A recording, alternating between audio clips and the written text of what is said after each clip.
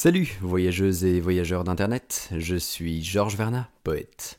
Alors, dans la vidéo d'aujourd'hui, je vais vous parler de deux choses.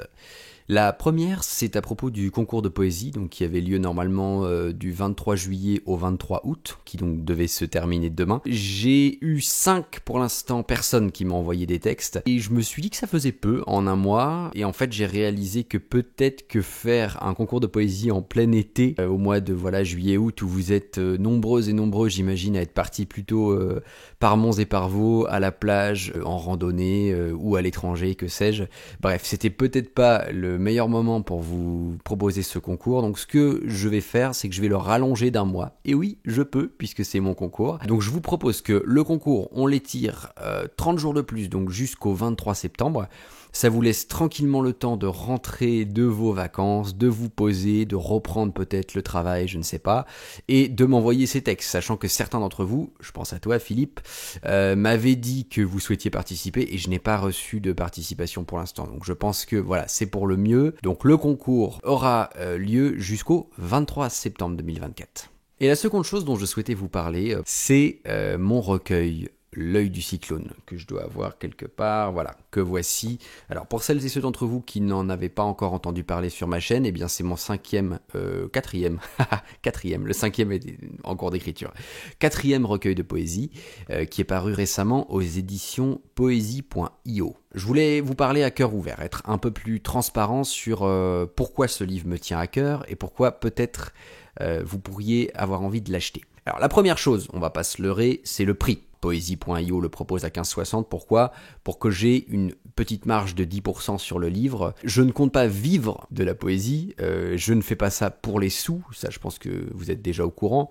Néanmoins, avoir 10% sur quelque chose qui représente 4 ou 5 ans de ma vie d'écriture, je trouvais que c'était quand même décent. Alors ensuite, peut-être que c'est le contenu qui vous inquiète. Vous vous dites, mais qu'est-ce qu'il y a là-dedans ? J'ai pas envie d'acheter en aveugle un bouquin d'un poète que je ne connais pas. Je vais vous reproposer quelque chose. Déjà, en haut à droite, vous allez voir un lien qui apparaît. C'est tout simplement une playlist. Si vous cliquez dessus, il y a plusieurs poèmes donc de L'œil du cyclone que j'ai déjà lus sur ma chaîne YouTube. Vous pouvez aller en écouter 2 ou 3, vous faire une idée, voir si ça vous parle ou pas, entendre les textes exister un peu en dehors du papier. Et vous pourriez vous dire, oui, mais bon, c'est juste un échantillon quand même, c'est pas beaucoup.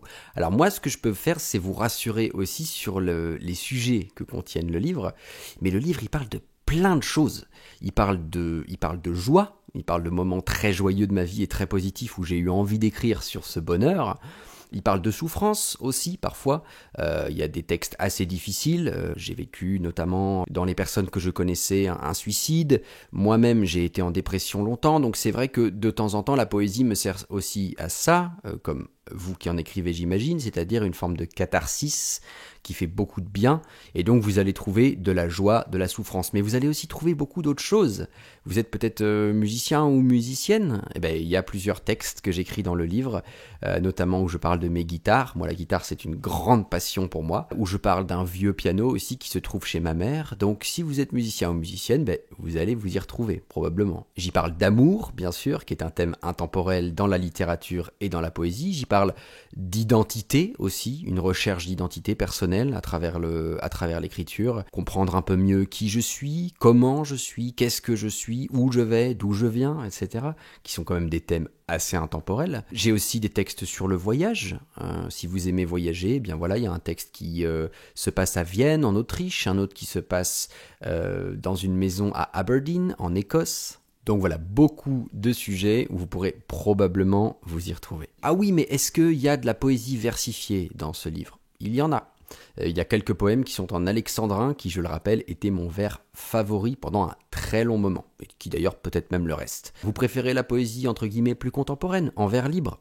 Il y en a, c'est d'ailleurs même majoritairement le cas dans L'œil du cyclone. Vous n'avez peut-être pas beaucoup de temps pour lire, bah ça tombe bien. La poésie, c'est en général pas trop long, en tout cas c'est mon cas, c'est des textes qui font en général 1 page, 2 pages grand maximum, et donc vous pouvez en lire, en grappiller un avec votre café du matin, comme l'a fait par exemple mon petit frère dans son salon de thé il y a pas longtemps. Vous pouvez le lire, je sais pas, entre 2 clients, vous pouvez lire un petit poème, comme l'a fait une amie qui travaille dans un magasin, et en plus vous pouvez les lire à tous les âges. Je suis allé récemment en famille chez la grand-mère de ma compagne, et j'ai entendu une petite fille qui avait trouvé mon livre et qui lisait un des poèmes, ce qui m'a assez ému.